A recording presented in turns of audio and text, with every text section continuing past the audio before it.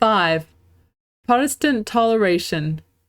Among the many prejudices which sway the world and reign even among demi-Catholics, one is, although the Reformation may have been the cause of evil, may have caused men's blood to flow, and may have demoralized whole nations, it has, at least, done this much good: it has given religious toleration. Nothing farther from truth or less sustained by history. Wherever Protestantism has a sway, it is intolerant and persecuting. Of course, not everywhere in the same degree, but why not? Because it does not possess everywhere the same degree of power. To persecute one must have both will and power. Fortunately, Protestantism cannot always act as it has a mind to, but let it be said boldly, in fact of tolerance, Protestantism will always go as far as it will dare.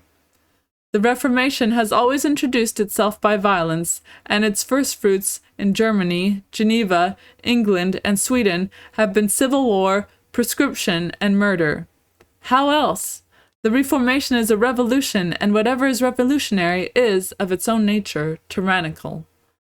Once established, Protestantism has held its own by the same dint of violence. Everybody knows in what relation English Protestantism stands to the Catholics, how bloody the laws, and with what ferocious despotism it crushes this very day faithful and unhappy Ireland. William Cobbett, a Protestant writer, in the face of such facts, could not give the lie to his conscience, and he thus testifies against the national church. A church, he writes, the most intolerant that ever existed, rampant before the world, with knife and axe, and the instruments of cruel torture, its first steps marked with the blood of numberless victims, whilst its arm gave way under the burden of its robberies. Then he quotes the Acts of Parliament, by which it is proven that in consequence of this wholesale butchery of Catholics, the population of England was diminished 1/10 its number. Death was proclaimed against any priest who should dare to enter the kingdom, or who should be convinced of having celebrated Mass. Death for him who gave shelter to a priest. Death to everyone who refused to acknowledge Queen Elizabeth at the head of the Church of Jesus Christ.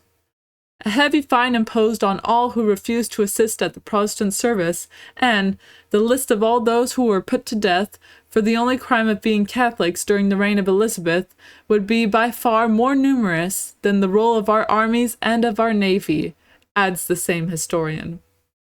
Nor is the English Church changed. It has proven true to itself from the very first beginning of its existence. Its cruelties in Ireland would degrade in atrocity those of Mohammed himself, and a whole volume should be required to chronicle all its acts of intolerance. Letter to Tenderden, Lord Justice, who in Parliament had boasted of the tolerance of the British government. By the same means did Calvinism introduce itself into France. For more than 1 century we heard nothing in that country but rebellions and riots and devastation wherever the Huguenot religion gained admittance. That period is only a tissue of disorders, treachery, and cruelty. Nor is there cause for wonder when Calvin publicly proclaimed that kings and princes must be broken when they refuse the profession of Protestantism. Better to spit in their faces than to obey them. Under the guidance of Coligny, the Calvinistic revolutionists planned the project of abducting the King of France, yet an infant. Having failed, they took possession of Orléans, laid waste the borders of the Loire, Normandy, and the island of France. Languedoc fared the worst of all, as it became the theatre of cruelties and profanations unparalleled in history.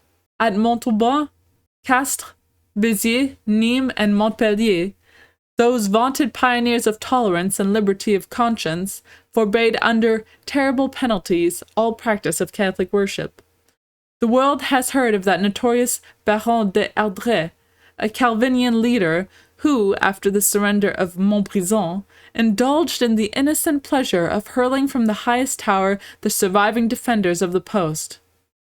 Thus did generally fare all cities that fell in Calvinistic hands, churches desecrated, sacred vessels stolen, priests and monks driven away or killed, most barbarous atrocities committed, and sacrileges most abominable.